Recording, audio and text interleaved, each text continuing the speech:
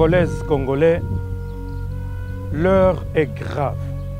Notre nation est menacée. Et cette menace, vous le connaissez tous. C'est cette pandémie qu'on appelle coronavirus, Covid-19. Avec ce virus, nos vies sont en péril. Notre existence est en danger. Coronavirus est une réalité. Coronavirus existe pour de vrai. Coronavirus est en train de décimer des familles. Et jusqu'à présent, il n'y a aucun médicament, aucun remède, aucun traitement pour faire face à cette pandémie. Et donc, si l'on y prend garde, coronavirus va s'aimer la terreur dans nos familles. Alors, point n'est besoin pour vous de continuer à douter. Coronavirus ne choisit ni race, ni âge, moins encore le sexe pour sévir.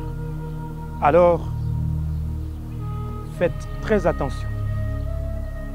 Seule solution pour garder notre sourire, pour protéger nos familles, nous protéger et protéger les autres, c'est d'appliquer ou d'exécuter les gestes barrières.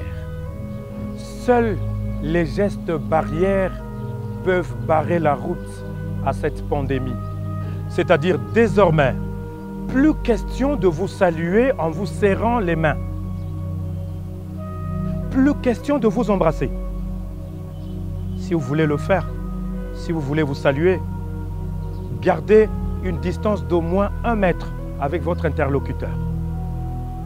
Lavez-vous toujours les mains avec du savon, de la cendre ou de la solution hydroalcoolique. Si vous voulez tousser ou éternuer, faites-le derrière votre coude. Ne le faites jamais à visage découvert. Attention, il ne faut plus jamais toucher votre nez, votre bouche ou votre visage, n'importe comment. C'est en observant ces gestes barrières que nous pouvons faire face à cette pandémie.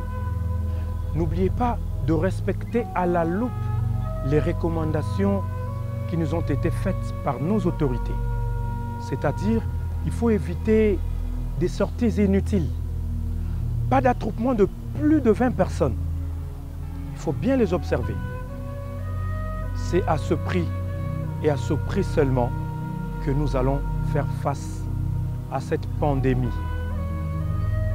Il ne faut même pas douter. Ne le prenez pas à la légère.